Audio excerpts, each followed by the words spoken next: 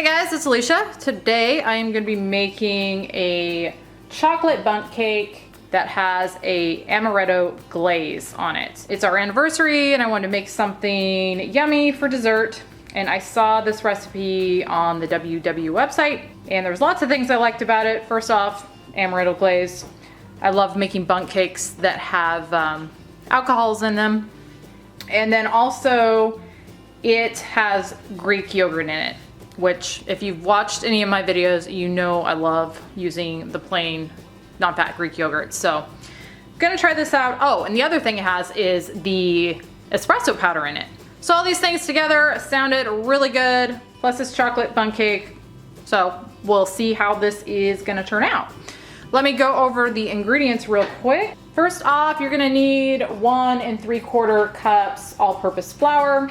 You're gonna need a cup of granulated sugar. Now, if you want to use a non-calorie sweetener, absolutely can. That would definitely cut the points by quite a bit. To be specific, 48 points you can cut out of that. But as I've said before, I like baking with actual sugar most of the time, and I am following this recipe exact. So it calls for regular sugar. That's what I'm using. Here I've got a 1/2 cup of cocoa powder. You need 1 1/2 teaspoons baking soda, 1/4 teaspoon salt. You're gonna need 2 eggs, 3/4 cup of the non-fat plain Greek yogurt, 1 1/2 teaspoons vanilla, 2 tablespoons of the instant coffee or instant espresso. I like this brand right here. It's really good stuff. You're gonna need a 1/2 cup canola oil, 1/2 cup water, and then you're gonna need a spray for your bundt pan. I like this Baker's Joy. A couple different people recommended this to me and it works pretty well. For the glaze that's going on this, the amaretto glaze, you're gonna need some amaretto. We love this Di Serrano. This stuff is so good, and we've baked a lot of different things with this in it, haven't we? Like pies and cakes and lots of stuff. So we also like to drink this. It's good. Good stuff. So you're gonna need 2 tablespoons of Di Serrano, or the recipe says you can use, you know, a different type of alcohol if you want to use like an orange flavor or a berry flavor, something else. You definitely can. But you are gonna need 2 tablespoons of that for your glaze. You're also gonna need, for the glaze, 2/3 cup confectioner sugar. And again, if you want to use a sugar substitute for that, you absolutely can. I'm following the recipe and they are using just regular sugar or regular confectioner sugar. And then you're going to need a tablespoon of melted unsalted butter. I don't have unsalted, I'm just using salted. And that is what you're going to need to make this. First thing you want to do is get your oven preheating to 350. And then in a medium-sized bowl here, you're going to whisk together your flour, cocoa, baking soda, and salt. And then you're gonna set that aside. And then in another bowl, you're gonna mix together 3/4 cups of that fat-free Greek yogurt with the 1/2 cup of water. And I'm gonna go ahead and use a whisk for that. Like that, and then set that aside too. And then in a mixer, or you could just use another bowl if you don't have a mixer, you're going to mix together your granulated sugar, canola oil, espresso powder, and vanilla. And you're gonna mix this all together until it's well combined for about a minute on medium speed.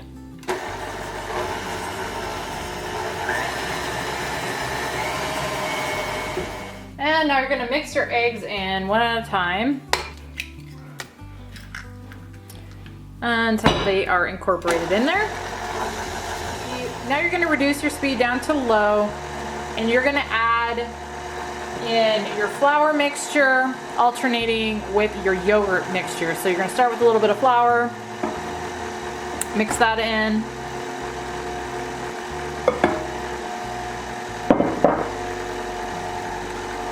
followed by a little bit of the yogurt mixture.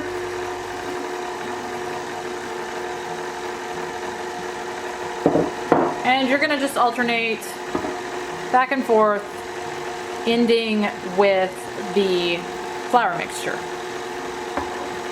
I'm beating just until this is mixed. So that is how we're looking. And it looks good. Okay, now I've got my bundt pan here that I've sprayed with that Baker's Joy. And now I'm gonna just pour this batter in here.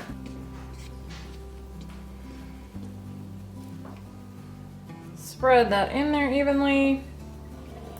Okay, now I'm gonna bake this in my preheated oven at 350 for, it says 45 minutes, or until a toothpick inserted in the center comes out clean.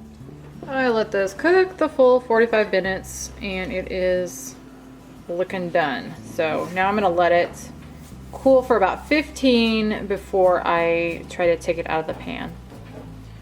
Okay, I let that sit for 15 minutes and I took it out of the pan, and as you can see, it came out pretty nicely, which isn't always the case when I do bundt cakes, but this one came out pretty well. So now I'm gonna let it fully cool for at least an hour before I put the glaze on it. Okay, my cake is fully cooled, so now I'm gonna make the glaze real quick for it, which is 2/3 cup powdered sugar, and then 2 tablespoons of the Di Serrano. Or more, you know. Well, if I wasn't doing Weight Watchers, it would probably be more. Actually, I would put it in the cake too. 1. So I think it would be good in the cake. 2. And then my 1 tablespoon melted butter. And then I'm just gonna whisk this together. And that seems a tiny bit thick, and the instructions do say if it is too thick to add a little bit of water. So I'm gonna add just a tiny bit of water to that to get it a little thinner. Huh? A little more Di Serrano. A little more Di Serrano, yeah, well. Okay, that looks better. Okay, now I'm gonna just drizzle this over the top.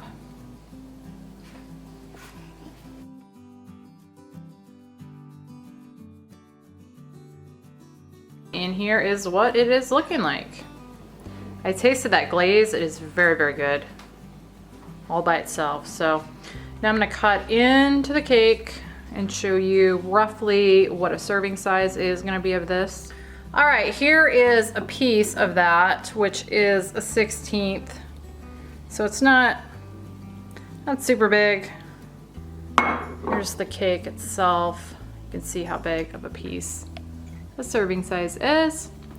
And the points on that are 9 on green and then 8 on blue and purple, which is a little high, I would say. But I'll give it a taste here. You're definitely not trying it? That's correct. Okay, I'll give it a taste and let you know what I think of it, if it's worth it or not.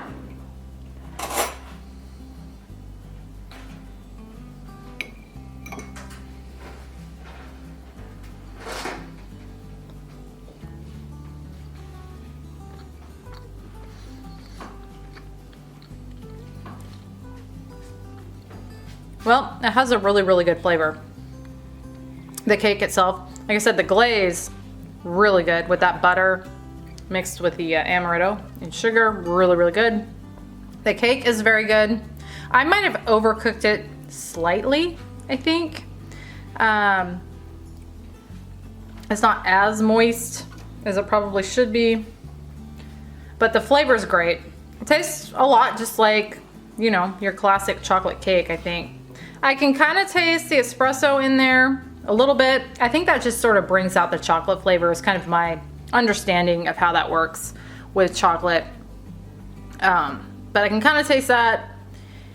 And yeah, I don't know. I don't know if it's worth 9 points, but it's definitely good. And it's my cheat day today anyway, so I guess it's okay. But this is one of those recipes I would say, even though it's called Weight Watchers, or Weight Watchers calls it Weight Watchers, it's still pretty close to, I guess, a regular cake. I don't know how else to put it. There were some substitutions to lower the points, like using the Greek yogurt in there. Well, I mean, this really just highlights anything is Weight Watchers. Anything is Weight Watchers. Everything can be broken down into points. Yeah, and this is specifically a Weight Watcher recipe from their website. So, but again, it is pretty high. It tastes really good. I mean, if you were craving chocolate cake, Absolutely. If you're craving chocolate cake, this is gonna get it done. then 9 points is be totally worth it. 9 or 8 points is gonna be a whole lot lower probably than a traditional chocolate bundt cake.